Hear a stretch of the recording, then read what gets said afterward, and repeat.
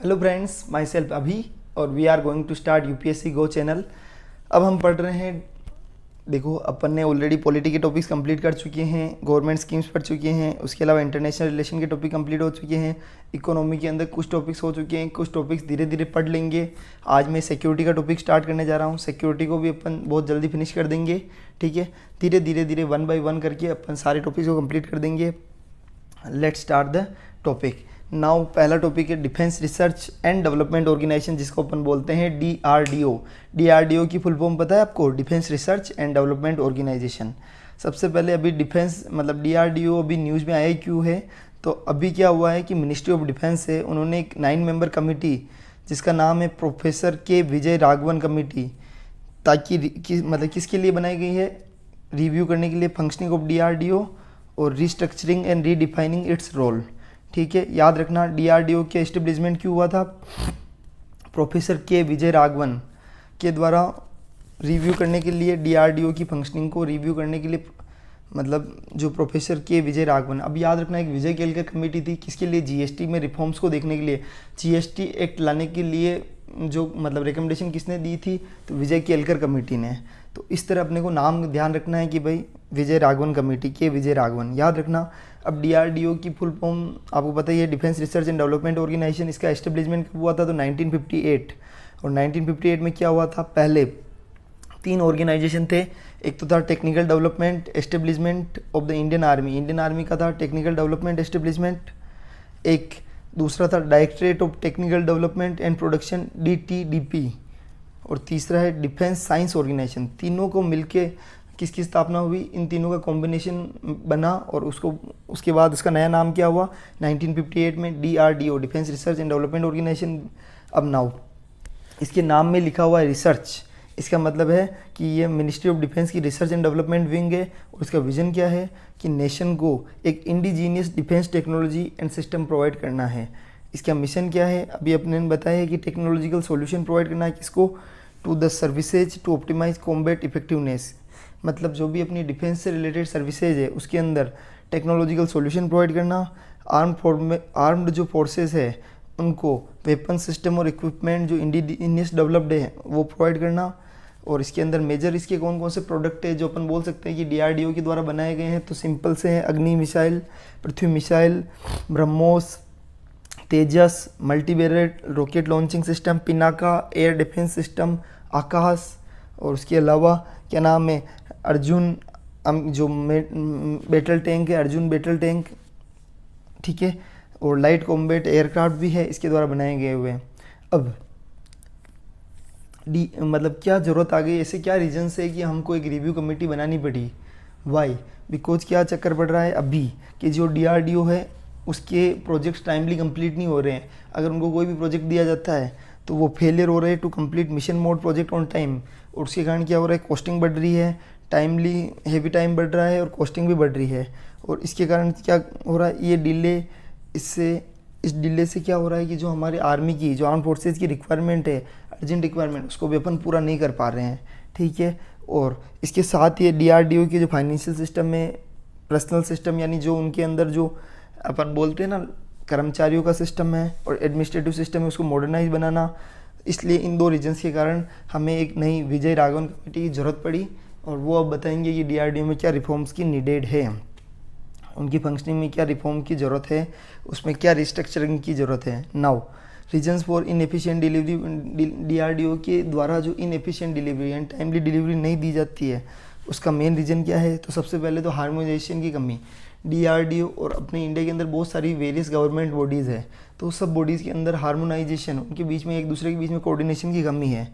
और multi agencies के involve होने के कारण किसी भी प्रोजेक्ट में, इसलिए लेक ऑफ हार्मोनाइजेशन। उसके अलावा इनएडिक्वेट monitoring by different committee and frequent changes of requirement. और दूसरा पॉइंट सुनना कि डिफरेंट कमिटी और की मतलब मॉनिटरिंग प्रॉपर नहीं है और बार बार रिक्वायरमेंट के अंदर बार बार चेंज कर दिया जाता है। और इसके कारण क्या दिक्कत आती है?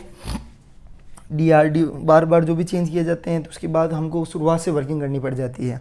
Working on redundant research and development, work on obsolete technology, result in redundant efforts and reinventing the wheel with poor operational utility by arm forces. अगर आप देखो ये ऐसी ओल्ड टेक्नोलॉजी का अपन उसके ऊपर रिसर्च कर रहे हैं तो उसका कोई रिजल्ट नहीं निकलेगा, क्योंकि रीज़न ये है कि ओल्ड टेक्नोलॉजी से हमारा सिस्टम वो तभी भी पुराना रहेगा। तो we have to work with new technology, ठीक है। और रिसर्च हमें न्यू टेक्नोलॉजी में जैसे आर्टिफिशियल इंटेलिजेंस है तो उससे रिलेटेड अगर कुछ भी सिस्टम है तो वहाँ हमको फोकस करना होगा। नाउ ब्यूरोक्रेटाइजेशन ऑफ डीआरडीओ, डीआरडीओ के अंदर भी ब्यूरोक्रेटाइजेशन हो चुका है। यहाँ पर फोकस किस पे दिया जाता है, प्रोसीजर पे ज़्यादा फोकस किया जाता है रादर आउटकम और रिजल्ट। रिजल्ट से ज़्यादा प्रोसीजर की, इस प्रोसीजर को फॉलो करना है, वो प्रोसीजर फॉलो करना है, ये करना है। इससे मोस्टली टाइम तो हमारा किस में, प्रोसीजर में वेस्ट हो जाता है। Monopoly and lake of competition, केवल डीआरडीओ मतलब संस्था है तो उसके अंदर प्राइवेट सेक्टर की कमी है। अगर कंपटीशन नहीं होता है तो डीआरडीओ भी अपने अंदर रिफॉर्म्स की ज़रूरत नहीं होता है। जैसे for example State Bank of India है गवर्नमेंट बैंक, उसके अलावा आईसीआई बैंक है, एचडीएफसी बैंक है, there are so many private banks. उसके कारण कंपटीशन बना हुआ है। तो नाउ उसी के कारण क्या हो रहा है, एसबीआई बैंक भी अपने आप को दूसरे बैंकों से compete करने के लिए नेट बैंकिंग सुविधा लेके आया है, ऑनलाइन फीचर्स लेके आया है। There are so many facilities. और एसबीआई के जो डायरेक्ट लोन हो रहे हैं, किसके घर पर बैठे बैठे लोन हो रहे हैं, तो ये सारी फैसिलिटीज़ तभी मिलेगी जब there is a competition, there is a private players. लेकिन वहाँ कुछ प्राइवेट प्लेयर्स नहीं है, लैक ऑफ कंपटीशन है, मोनोपोली हो रखी है। उसके कारण क्या हो रहा है कि इफेक्टिवनेस और जो हमारी कैपेबिलिटी है वो बढ़ती नहीं है। Way ahead creating an architecturally new defence techno industrial consortium for integrated defence research and development and manufacturing concept strategy and structure. This would also bring in a third force the private sector in a big way into the defence industry. Bring ecosystem, ecosystem को लेकर आना है। जैसे कि मेरी बात सुनो, अभी वे हाइट के अंदर क्या किया है, सबसे पहले तो क्या एक new defence techno industrial consortium लेके आना होगा जिसको बोलते हैं DTIC। इसका क्या फ़ायदा होगा, प्राइवेट सेक्टर के प्लेयर भी इसके थ्रू आ सकते हैं। नाउ इसके अंदर थर्ड फोर्स जब प्राइवेट सेक्टर आ जाएंगे तो मैंने अभी आपको बोला था कंपटीशन बढ़ेगा तो हमारी कैपेबिलिटी बढ़ेगी, स्केलेबिलिटी बढ़ेगी। और उसके अलावा नए नए जो हमारे इंजीनियर्स हैं उनको भी मौका मतलब उनको भी देश हित में काम करने का मौका मिलेगा। Now innovation for defence excellence under the consortium to nurture innovation required for the arm forces. ऐसे इकोसिस्टम को लेकर जाएगा जिसको इनोवेशन फॉर डिफेंस एक्सीलेंस, जिसके अंदर अंडर द कंजोर्टियम उससे क्या फ़ायदा मिलेगा कि आर्म फोर्सेस में जो भी इनोवेशन रिक्वायर्ड है उस पर कौन फोकस करेगा, इनोवेशन फॉर डिफेंस एक्सीलेंस। ये जो बॉडी है आईडेक्स, ये जो इकोसिस्टम है, एस्टेब्लिश, हम एक defence research and development council को एस्टेब्लिश भी कर सकते हैं। वे हीड है, इसका मतलब है कि आगे हमको इस पर फोकस करने की नीड है। टॉप मिलिट्री लीडर्स और उसके साथ साथ में डिसीजन मेकिंग को भी मतलब एक ऐसी रिसर्च एंड डेवलपमेंट काउंसिल बनाया जाए जिसके अंदर मल्टीलेटरल मतलब टॉप मिलिट्री लीडर्स हो, साइंटिस्ट हो, जो डिसीजन ले सके किससे रिलेटेड, डेवलपमेंट प्लान से रिलेटेड। और इसके अंदर national research organisation, laboratory, academia, industry से रिलेटेड भी उनका कोलाब्रेशन भी होना चाहिए साथ के साथ में।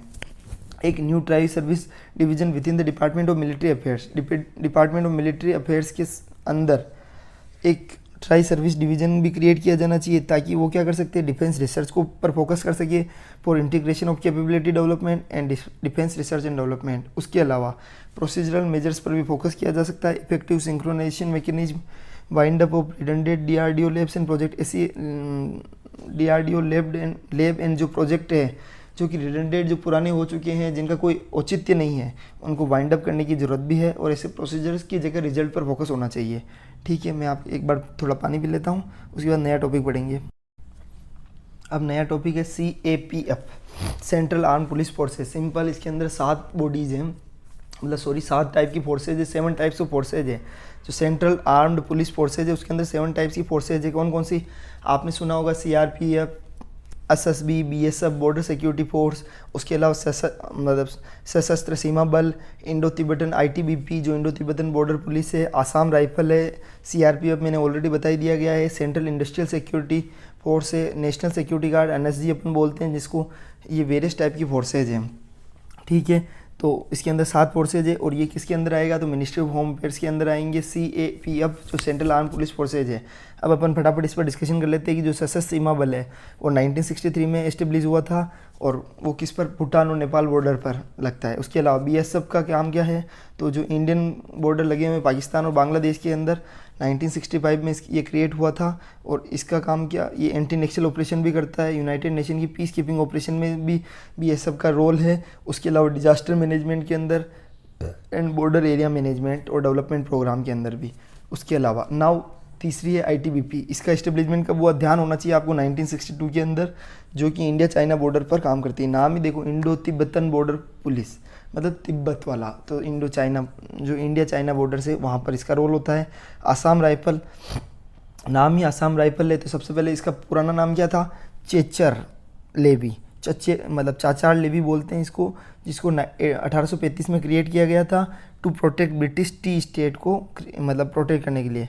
और बाद में इसको आसाम राइफल बना दिया गया 1917 में। इसका काम क्या है, इंडो म्यांमार बॉर्डर पर उनको प्रोटेक्ट करना है। उसके अलावा आसाम राइफल का और क्या कर सकते हैं कि भाई मिनिस्ट्री ऑफ होम अफेयर्स के एडमिनिस्ट्रेटिव कंट्रोल के, मतलब ये एडमिनिस्ट्रेटिव कंट्रोल के अंदर है। इसके operational control rest with the ministry of defence. Administrative control तो मिनिस्ट्री ऑफ होम अफेयर्स, याद रखना। एंड इसका जो ऑपरेशनल कंट्रोल है, अगर ये क्वेश्चन यूपीएससी या किसी भी प्रीलिम्स वाले क्वेश्चन में आ सकता है कि जो आसाम राइफल का administrative control operational control ministry of defence के अंदर है, या ऐसा आ सकता है operational control ministry of home affairs के अंदर है। और 3 पॉइंट आगे बताओ पहला ऑप्शन सही है या नहीं है, तो गलत है, क्योंकि जो इसका ऑपरेशनल कंट्रोल है वो किसके पास रहता है, मिनिस्ट्री ऑफ डिफेंस के पास, और एडमिनिस्ट्रेटिव कंट्रोल किसके पास रहता है, मिनिस्ट्री ऑफ होम अफेयर्स के पास। सीआरपीएफ का रोल क्या होता है, तो 1939 के अंदर इस्टेब्लिश हुआ। मेंटेन करना है rule of law, public order, internal security and promote social harmony. CISF यानी सेंट्रल इंडस्ट्रियल सिक्योरिटी फोर्सेज का रोल, ये सबसे पहले 1969 में आया था। प्रोवाइड करता है integrated security cover to certain sensitive public sector undertaking. इसका काम क्या होता है, government building, monuments, airport, nuclear installation, space establishment and जो दिल्ली मेट्रो है, जैसे दिल्ली मेट्रो है तो वहाँ पे भी CISF का रोल है, क्योंकि देखो ये लिखा हुआ है सेंट्रल इंडस्ट्रियल सिक्योरिटी यानी इंडस्ट्रियल सिक्योरिटी। तो दिल्ली मेट्रो है, स्पेस एस्टेब्लिशमेंट है, जो भी इंडस्ट्रीज़ है, जो भी ऐसे सेक्टर्स है, उन पर सिक्योरिटी के लिए किसको लगाया जाएगा, CISF को। Building, monuments, airport, nuclear installation. उसके अलावा नेशनल सिक्योरिटी गार्ड NSG का काम क्या है, तो 1986 में बनाया गया है, जो टेररिज्म को कंट्रोल करने के लिए। इसका काम क्या होगा कि टैकल करना है किसको, टेररिज्म वाले जो मतलब काम है उसको कंट्रोल करने का काम है। और ये किसके, यूके के अंदर एक ACS बॉडी है। उसके अलावा जर्मनी में GSG-9 नाम की बॉडी है। उसके बेस पर, उसको देखते हुए हमने इंडिया के अंदर NSG को बनाया नेशनल सिक्योरिटी गार्ड, ठीक है। और अभी ये न्यूज़ में क्यों है, तो न्यूज़ में इसलिए है क्योंकि मिनिस्ट्री ऑफ होम अफेयर्स ने मेंशन किया है कि 1532 CAPF personal has died by suicide in the last 13 years, यानी 13 सालों के अंदर 1562 CAPF के जो जवान है, सेंट्रल आर्म पुलिस फोर्सेज के जो व्यक्ति है, 1532 व्यक्ति इसके अंदर सुसाइड हो चुकी है, इसलिए ये न्यूज़ में था। अब नाउ इशू क्या है, CAPF के साथ में तो बहुत ज़्यादा वैकेंसीज है। उसके अलावा स्ट्रेस मैनेजमेंट में बहुत दिक्कत आती है क्योंकि वैकेंसी इतनी ज़्यादा है। उसके अलावा स्ट्रेस मैनेजमेंट यानी उनके अंदर इतने सुसाइड क्यों हो रहे हैं, क्योंकि वो स्ट्रेस को मैनेज नहीं कर पा रहे हैं, उनको प्रॉपर ट्रेनिंग नहीं दी जा रही इससे रिलेटेड। उनको ये तो दिखाया जा रहा है कि भाई देश की सेवा करने में सबसे बड़ा रोल ही आर्मी के जवान्स में है, लेकिन उनके साथ में उनको प्रॉपर ट्रेनिंग प्रोवाइड की जाए ताकि वो सुसाइड नहीं कर सके। उसके अलावा bureaucratisation of arm forces and decrease level of promotion, जैसे कि जो मेन इसके जवान से उनको तो प्रमोशन कम मिलता है, लेकिन इसकी जगह IPS ऑफिसर को ज़्यादा प्रमोशन मिल जाता है, वो उनके हेड रोल निभा रहे हैं, तो ये भी एक तरह से इशू है। Absence of robust in house grievance and redressal mechanism, poor infrastructure की भी कमी है, जैसे कि इलेक्ट्रिसिटी की कमी है, कहाँ पर बॉर्डर आउटपोस्ट पे इलेक्ट्रिसिटी की अवेलेबिलिटी नहीं है, तो इसके कारण वर्किंग कंडीशन में दिक्कत आती है। Robust in house grievance redressal mechanism, जो in house grievance redressal mechanism है उसके अंदर एब्सेंस। उसके अलावा मॉडर्न वेपन की कमी है, जो भी ये CAPF के जवान हैं उनको मॉडर्न वेपन नहीं दिए जा रहे, मतलब मॉडर्न वेपन उनके पास नहीं है, मॉडर्न क्लोथिंग नहीं है, मॉडर्न इक्विपमेंट नहीं है। और स्टेट से डिमांड भी है कि हर स्टेट CAPF की फोर्सेज को डिमांड कर रहा है, तो और जो स्टेट्स के फोर्सेज है वो हेविली डिपेंडेंट है in central armed police forces पर, सबसे ज़्यादा मतलब उस पर निर्भर है। तो नाउ स्टेप्स की क्या ज़रूरत है, तो स्टेप्स को खुद को अपनी अपनी फोर्सेज बना लेनी चाहिए, ताकि जो उनके पास पुलिस फोर्स है वो तो है ही, साथ में उनके पास भी उनकी आर्मी की टाइप की एक स्पेशल फोर्सेज उनको बना लेनी चाहिए, जिससे क्या होगा वो अपनी लोकल सिक्योरिटी को मैनेज कर सकें, ठीक है। Now enhancing the training methods को एनहांस करने की ज़रूरत है। रिप्रेजेंटेशन ऑफ वुमेंस की जो रिप्रेजेंटेशन है उनको इंक्रीज़ करने की ज़रूरत है कि भाई वुमेन से उनका भी रिप्रेजेंटेशन होना चाहिए। अभी केवल वुमेंस का रिप्रेजेंटेशन बहुत कम है, कितना है, केवल 3.76% इज़ द मतलब वुमेन का रिप्रेजेंटेशन है, तो उसको बढ़ाने की ज़रूरत है। केवल अराउंड 83,000 पोस्ट आर वैकेंट अब सोच लो ये कितना बड़ा इशू है। 11 लाख मतलब total 11 lakh is the total sanction strength of the CAPF और 83,000 पोस्ट खाली है। सोचिए आप कितना 10% पोस्टें खाली है। उसके अलावा वुमेंस की रिप्रेजेंटेशन की बढ़ाने की ज़रूरत है। अग्निवीर जो को एग्जिस्टिंग लिमिट ऑफ 10% जो रिजर्वेशन है for inclusion of Agniveer is to be followed along with all the CAPF and separate drives need to be enhanced to fill the vacancy. यानी अग्निवीर के अलावा और भी वैकेंसी के लिए नए नए मेथड अपनाने चाहिए, ग्राइवेंस रिड्रेसल होने चाहिए, उनको फोर्सेस की डिस्ट्रेसिंग से दूर करने के लिए proper training and skills provide की जाए उनको। चलो ठीक है, तीसरे को अपन बाद में देखेंगे क्योंकि ये नॉर्मल बिल है, जैसे ये एक्ट बनेगा वापस आएगा। लेकिन उससे पहले अपन दूसरे टॉपिक पढ़ लेते हैं, news in source mobile user protection reform. अभी क्या है कि मोबाइल यूजर्स जो है उनके लिए एक प्रोटेक्शन रिफॉर्म्स भी लॉन्च किया गया है। मिनिस्ट्री ऑफ कम्युनिकेशन, याद रखना मिनिस्ट्री कौन सी है, तो मिनिस्ट्री ऑफ कम्युनिकेशन, उन्होंने 2 मोबाइल यूजर प्रोटेक्शन रिफॉर्म किए गए हैं जो कि सप्लीमेंट करेंगे संचार सारथी पोर्टल। एक संचार सारथी पोर्टल इंप्लीमेंट किया गया है जिसका काम क्या होगा कि मोबाइल सब्सक्राइबर जो होंगे वो फाइंड आउट कर सकते हैं कि उनकी सिम मोबाइल कनेक्शन जो भी उनके मतलब फाइंड आउट कर सकते हैं कि जो मोबाइल कनेक्शन रजिस्टर्ड हुए हैं इन देयर नेम, उनके नाम पे जो भी मोबाइल कनेक्शंस रजिस्टर्ड हुए हैं, और रिपोर्ट कर सकते हैं कि भाई उनके मोबाइल हैंडसेट एंड ब्लॉक कर सकते हैं उनको। संचार साथी पोर्टल के माध्यम से क्या कर सकते हैं, एक तो मोबाइल कनेक्शन का पता लगा सकते हैं कि उनके नाम पे, जैसे हमारा आधार कार्ड दिया, संचार साथी पोर्टल पे अपने आधार नंबर डालेंगे, उससे पता चल जाएगा कि हमारे नाम पे कितने मोबाइल कनेक्शन है, पहला पॉइंट। दूसरा, हमारा अगर मोबाइल गुम जाता है तो उसको रिपोर्ट कर सकते हैं और उसको ब्लॉक करवा सकते हैं। नाउ रिफॉर्म्स क्या किए गए हैं मिनिस्ट्री ऑफ कम्युनिकेशन के द्वारा, एक पॉइंट ऑफ सेल रजिस्ट्रेशन। जैसे कि फॉर एग्जांपल मैं आपको समझा देता हूँ कि क्या होता है कि एजेंट्स, फ्रेंचाइजी और जो डिस्ट्रीब्यूटर्स जो सिम का मतलब जो सिम को डिस्ट्रीब्यूट करते हैं उनका मैंडेटरी रजिस्ट्रेशन किया जाएगा। किसके द्वारा, जो लाइसेंस है, जैसे एयरटेल कंपनी है, वोडाफोन कंपनी है, जियो कंपनीज है, जो भी जिनके पास भी लाइसेंस मतलब जो ये क्या नाम है, एक ये तो है इनके पास सब, ये व्यक्ति जो भी लाइसेंस होल्डर है इनको रजिस्टर किया जाएगा किनके द्वारा, बाय लाइसेंसी के द्वारा, ताकि POS जो पॉइंट ऑफ सेल है जो सिम रजिस्ट्रेशन कर रहे हैं वो फेक सिम रजिस्ट्रेशन नहीं कर सकते हैं। किसके लिए, एंटी नेशनल और एंटी सोशल एलिमेंट्स के लिए। उसके अलावा KYC रिफॉर्म, यानी आधार कार्ड के जो प्रिंटेड आधार है उसकी QR कोड को स्कैन किया जाएगा किसके द्वारा, डेमोक्रेटिक, मतलब मेरी बात सुनो, KYC रिफॉर्म्स का मतलब हो गया कि कोई भी सिम अगर आपको इशू करनी है तो उससे पहले आधार कार्ड के अंदर जो स्कैनर होता है, बारकोड स्कैनर, उसको स्कैन किया जाएगा, कैप्चर किया जाएगा, उससे डेमोग्राफिक डिटेल्स निकाल ली जाएगी और इसको मैंडेटरी कर दिया गया है ताकि क्या होगा कि गलत एंटी जो भी इंडिया है, एंटी नेशनल एलिमेंट्स है, उनको सिम इशू नहीं की जाए। उसके अलावा सेकंड पॉइंट है एक्याउस्टिक साइड चैनल अटैक्स। अभी एक ये साइड चैनल अटैक्स होते हैं, उनका मतलब क्या होता है कि क्या, देखो मैं आपको सिंपल समझा देता हूँ कि हमारे क्या आर्टिफिशियल इंटेलिजेंस के अंदर कीबोर्ड है और जो लैपटॉप के कीबोर्ड्स है उसके अंदर सिमिलर कीबोर्ड्स है। सिमिलर जो अपन नहीं बोलते QWERTY, जो ये सारी कीज़ है वो सिमिलर है और उनकी साउंड भी सिमिलर आते हैं। तो क्या होता है कि आर्टिफिशियल इंटेलिजेंस के थ्रू अगर लैपटॉप के अंदर जो साउंड्स कीबोर्ड्स को जब दबाते हैं तो उसके अंदर जो साउंड्स की आवाज़ आती है उसके कारण क्या होगा, जो साउंड्स की आवाज़ आ रही है उसको पहचान लिया जाएगा, साउंड्स की आवाज़ को पहचान लिया जाएगा और पता चल जाएगा कि इस आदमी का पासवर्ड क्या है, उसके ID पासवर्ड को हैक कर लिया जाएगा, उसके सिस्टम्स को हैक किया जा सकता है। सिंपल फॉर्मेट में मैंने समझा दिया है, अब इसको पढ़ लेते हैं। Use of laptop has increase the scope of ASCA, जो अकाउस्टिक साइड चैनल अटैक्स है। A laptop models have the same keyboard, देखो मैंने अभी समझाया था, which eases the interpretation by AI enabled deep learning. जो AI के अंदर इनेबल्ड डीप लर्निंग है उसके जो इंटरप्रिटेशन है और उसका मतलब कीबोर्ड दोनों का सेम है, ठीक है। तो type of cyber attack where artificial intelligence can be used, जिसका यूज़ किया जा सकता है किसको, to decode password by analysing the sound produced by the key strokes. जो की स्ट्रोक्स होते हैं, जो अपने क्या बोलते हैं, इसका कीबोर्ड है उसके जो की स्ट्रोक्स है, जैसे A दबाया तो उसकी जो साउंड, सबकी अपनी अपनी साउंड होती है, उस साउंड को पहचान के पासवर्ड का पता लगाया जा सकता है। और इसको भी बोलते हैं साइड चैनल अटैक्स। जो है उसका मतलब क्या होता है, इस method of hacking A cryptographic algorithm based on the analysis of auxiliary system, जिसके अंदर क्या होगा, waves, power consumption, sound from keyboard, printer. देखो वेव्स यानी आप जब अपन दबाते हैं ना कीबोर्ड्स को तो उसके अंदर एक वेव निकलती है, अगर किसी एक ही तरीके से काम कर रहे हैं तो उस वेव को पहचान लेते हैं, साउंड सिस्टम को पहचान लेते हैं, पावर कंजम्पशन को पहचान के ये उसको डिकोड कर लेते हैं और हैक किया जा सकता है हमारे सिस्टम को, ठीक है। Now spike non line of site anti tank guided missile.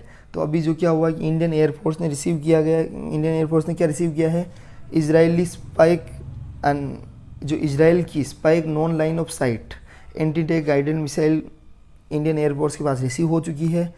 उसको जो ये स्पाइक अनएलओ से will be integrated with the Russian origin fleet of अमाइस 17V5 helicopter. जो 17V5 हेलीकॉप्टर से रशियन ओरिजिन फ्लीट, उसको भी इसके अंदर इंटीग्रेट किया गया है इस वाले एंटी टैंक गाइडेड मिसाइल के अंदर।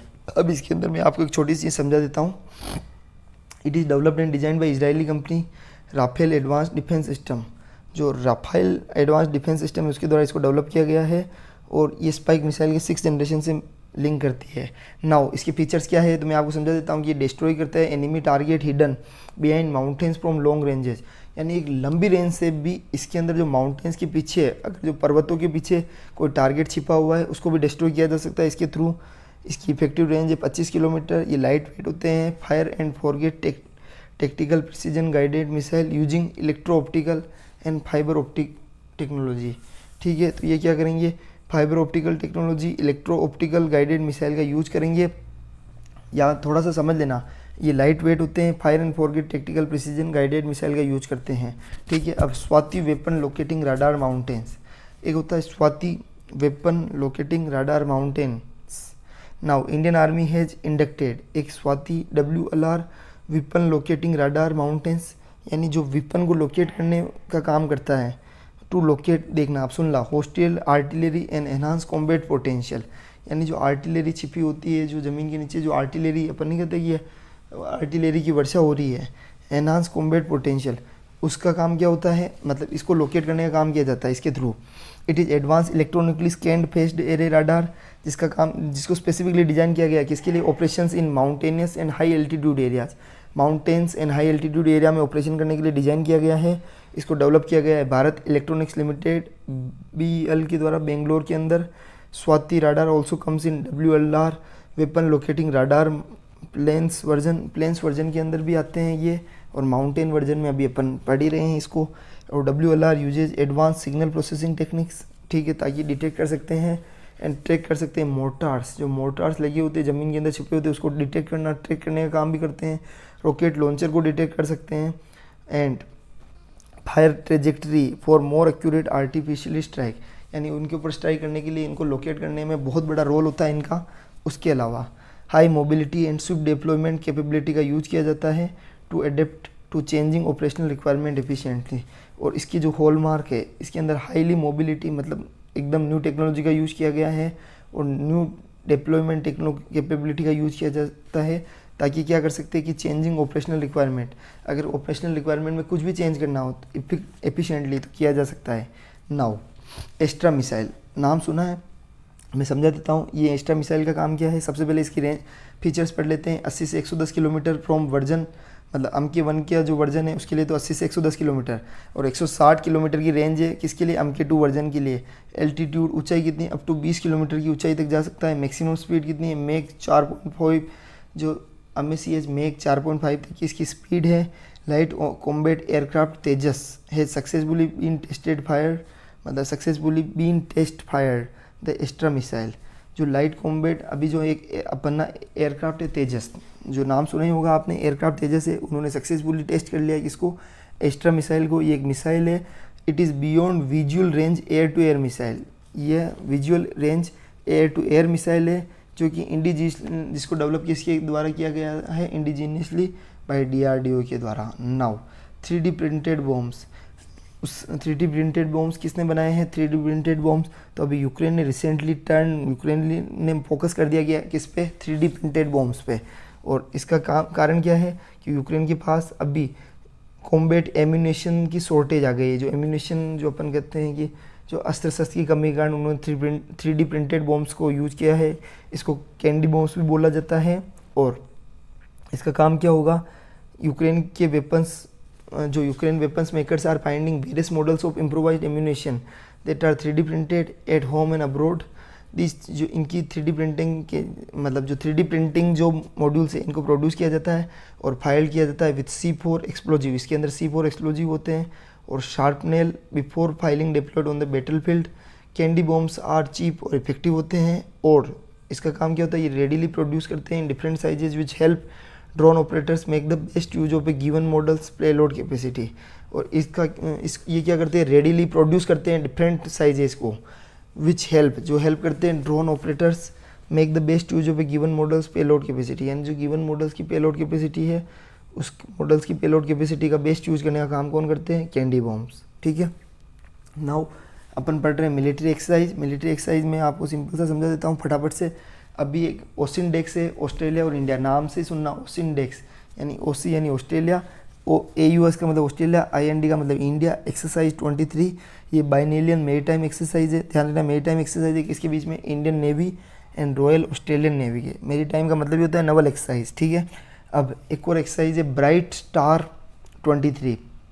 ये किसकी एक्सरसाइज है, मल्टीनेटरल ट्राई सर्विस एक्सरसाइज है। किसकी हेल्ड इन इजिप्ट के अंदर हेल्ड हुई है। इंडिया ने पहली बार इसके अंदर पार्ट लिया है, फर्स्ट टाइम इंडियन एयरफोर्स ने इसको पार्ट लिया है। ध्यान रखना एयर की एक्सरसाइज है एयरफोर्स की।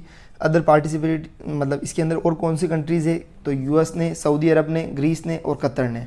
याद रखना एक तो US, एक सऊदी अरब, एक ग्रीस और कतर, 4 कंट्रीज़ है, US, Saudi Arab, Greece and Qatar and now India. अभी इजिप्ट के अंदर हुआ था और इन्होंने भी इसमें पार्टिसिपेट लिया है। ठीक है, याद ठीक है। और अभी अपन यहाँ एक टॉपिक है वो पढ़ लेते हैं, उससे पहले मैं पानी पी लेता हूँ। अब अपन टॉपिक पढ़ रहे हैं inter service organisation commands control and discipline bill 2023। ठीक है, अभी मतलब पार्लियामेंट के दोनों हाउस ने इसको रिसेंटली क्लियर कर दिया गया है। इसकी अगली जो डिटेल इन्फॉर्मेशन है अभी आ जाएगी, नेक्स्ट मंथ में पूरी आ जाएगी, लेकिन अभी जो डिटेल्स है उसको पढ़ लेते हैं। क्या है, सबसे पहले इंटर सर्विस ऑर्गेनाइजेशन का मतलब होता है इंटर सर्विस ऑर्गेनाइजेशन, जिसमें क्या है अंडमान एंड निकोबार कमांड और डिफेंस, मतलब नाम बता रहा हूँ, एक तो अंडमान निकोबार कमांड और defence space agency, joint training establishment like national defence academy, NDA बोलते हैं जिसको अपन, नेशनल डिफेंस कॉलेज हो गया। इसके अंदर जो पर्सनल जो मतलब व्यक्ति इसके अंदर प्रेजेंटली जो इसके अंदर इसके जो कर्मचारी है वो बाउंड होते हैं by respective provision of the air force act 1950, army act 1950, navy act 1957। और ये इंटर सर्विसेज ऑर्गेनाइजेशन है जिसमें अंडमान निकोबार कमांड। अब क्या चक्कर पड़ता है इसके अंदर नॉर्मली कि जो कमांडर इन चीफ और officer in command of such inter service organisations है, इसके अंदर बहुत सारे ऐसे आदमी होते हैं जो अलग अलग ऑफिस से, अलग आर्मी के जैसे एयरपोर्ट से भी है, उसके अलावा उसके अंदर नेवी से भी है और उसके अंदर आर्मी से भी है, तो वो सब अपने अपने एक्ट से कवर होते हैं। तो इसका कारण क्या होता है कि उस पर डिसिप्लिनरी और एडमिनिस्ट्रेटिव पावर्स का कंट्रोल नहीं होता है, किसका, कमांडर इन चीफ का। वो डायरेक्टली इन लोगों को कंट्रोल नहीं कर सकते। और जो इनके जो पर्सनल है वो जो सर्विस कर रहे हैं इन ISO के अंदर, उनको कोई भी जो रिवर्ट करना होगा वो किनको करेंगे, जो उनकी पेरेंट सर्विस यूनिट है, जो उनकी मेन यूनिट है, जैसे आर्मी वाले हैं तो आर्मी को बताएंगे उसके किसी भी एक्शन, जिसके कारण क्या होता है वो टाइम कंज्यूमिंग होता है और फाइनेंशियल इम्प्लीकेशंस भी उसके आ जाते हैं। अकॉर्डिंगली इसके कारण क्या ज़रूरत पड़ी अभी कि जो ISO के जो इंटर सर्विस ऑर्गेनाइजेशन के जिसके ऑफिसर्स है, जो ऑफिसर इन कमांड है, उनको थोड़ा सा एक्सरसाइज दिया जाए control over the service personal serving under the air command. उनके कमांड में जो भी व्यक्ति काम कर रहे हैं, भले वो किसी भी एक्ट के थ्रू कवर हो रहे हैं, बट उनको पावर दिया जाए कि किसके, इस बिल के थ्रू, कि इस एक्ट के थ्रू उनको पावर दिया जाए ताकि वो एक्सरसाइज कर सकते हैं control over the service personal serving under their command. और कौन करेंगे, जो मतलब ISO के जो मेन कमांडर है वो इन पर कंट्रोल कर सके, इन पर्सनल्स पर, तभी इस एक्ट को लेकर आया गया है। अब इसके हाइलाइट्स क्या है, इसकी मेन खास चीज़ें क्या है, तो सबसे पहले उन्होंने ISO को डिफाइन किया गया है कि एक बॉडी ऑफ ट्रूप्स, जिसके अंदर ट्रूप्स की बॉडी है, जिसके अंदर जॉइंट सर्विस कमांड भी इंक्लूड है, जॉइंट सर्विस कमांड, जिसके अंदर पर्सनस कहाँ से, एयरफोर्स के अंदर कि मतलब जो एयरफोर्स एक्ट के थ्रू आते हैं, आर्मी एक्ट के थ्रू आते हैं, नेवी एक्ट के थ्रू आते हैं, और इनमें से कोई एक्ट के जो इनमें से ऊपर दिए गए एक्ट है उनमें से कोई भी 2 एक्ट के through, any 2 of the said act. ठीक है, सेंटर टू सेंटर क्या करेगा, एक इंटर सर्विस ऑर्गेनाइजेशन को कॉन्स्टिट्यूट करेगा सेंट्रल लेवल पर भी, और उसके अंदर एटलीस्ट 2 ऑफ द 3 सर्विसेज, जो आर्मी, नेवी और जो एयरफोर्स है, उनकी 3 सर्विस में से एटलीस्ट 2 ऐसे पर्सनल्स को उसके अंदर मतलब इंक्लूड किया जाएगा जो कि इन 3 में से किन्हीं 2 से बिलोंग करते हो, और इसके अंदर जॉइंट सर्विस कमांड भी इसके अंदर इंक्लूड है। ठीक है, एम्पावर्स करेगा द कमांडर इन चीफ, जो कमांडर इन चीफ से उनको एम्पावर किया जाएगा ताकि वो डिसिप्लिनरी एक्शन ले सके, एडमिनिस्ट्रेटिव एक्शन ले सके, किस पर, उन पर्सनल पर जो कि डायरेक्टली सर्व कर रहे हैं इंटर सर्विस ऑर्गेनाइजेशन को, मतलब जो ISO के अंडर काम कर रहे हैं, उनकी कमांड में काम कर सकते हैं in accordance with their respective service act तो उनका रेस्पेक्टिव ही रहेगा, लेकिन उस पर एडमिनिस्ट्रेटिव एक्शन, उसके अलावा डिसिप्लिनरी एक्शन कौन ले सकता है, तो कमांडर इन चीफ, ठीक है। और कंटिन्यूएशन ऑफ एग्जिस्टिंग ऑर्गेनाइजेशन जो भी है उनको तो कंटिन्यू किया जाएगा, already existing ISO inter service organisation of their respective commanders to continue their functions as per this bill, जो ऑलरेडी है उनको तो कंटिन्यू करना ही है। और एग्जिस्टिंग ISO इंक्लूड्स, इसमें कौन कौन से, Andaman and Nicobar command includes लिखा हुआ, मतलब और भी किसी को इंक्लूड बताया जा सकता है, Andaman and Nicobar command, defence space agency, national defence academy जो NDA जिसको बोलते हैं, सुपर इंटेंड, अब इसके अलावा सेंट्रल गवर्नमेंट का सुपर इंटेंडेंस, यानी जो इंटर सर्विस ऑर्गेनाइजेशन है उनको प्लेस किया जाएगा under the oversight, directly central government की ओवरसाइट के अंदर देखा जाएगा, allowing it to issue direction as needed for national security और जेंडर, मतलब जो जनरल एडमिनिस्ट्रेशन के लिए जो डायरेक्टली उनको डायरेक्शन दिया जा सकता है, किसके द्वारा दिया जा सकता है, सेंट्रल गवर्नमेंट के द्वारा। Other forces under central government के अंदर अदर फोर्सेज को भी, जो अदर फोर्सेज है वो भी सेंट्रल गवर्नमेंट के अंदर ही रहेगी। सेंटर चाहे तो नोटिफाई कर सकता है any force raised and maintained in India to which the bill will apply, कि वो बोल सकते हैं कि ये बिल दूसरे ऐसी फोर्सेज पर भी अप्लाई हो सकता है, कि जिस पर क्या होगा कि जो कमांडिंग अथॉरिटी है उसका कंट्रोल रहेगा, वो उस पर एडमिनिस्ट्रेटिव और डिसिप्लिनरी एक्शन ले सकते हैं।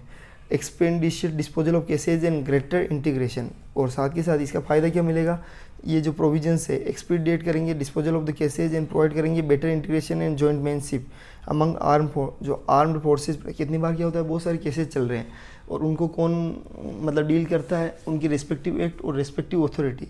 लेकिन नाउ अगर कमांडर इन चीफ को कंट्रोल दिया जाएगा तो इससे जो भी केसेज वो पेंडिंग केसेज है उनका जल्दी डिस्पोजल हो जाएगा और इंटीग्रेशन भी बढ़ेगा, कि एक ही व्यक्ति होगा, अथॉरिटी होगी जो सभी को कंट्रोल कर रहा है, जो उसके अंदर सर्व कर रहे हैं, तो उससे एक दूसरे के बीच में इंटीग्रेशन भी पता चलेगा, एक दूसरे के एक्सपीरियंसेज का भी पता चलेगा और इससे एक इंटीग्रेशन आएगा।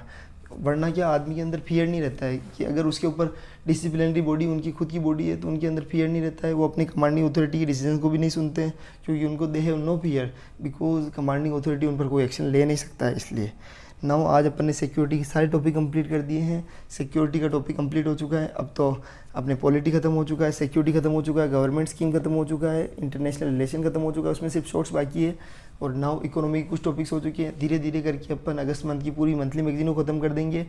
आपको अगर इसमें कुछ भी दिक्कत आती है, कुछ भी इशू आता है, तो आप चैनल को सब्सक्राइब कीजिए, शेयर कीजिए और कमेंट कीजिए, हम इशू को तुरंत रिजॉल्व करेंगे। Thank you so much. जय हिंद, जय भारत, भारत माता की जय हो।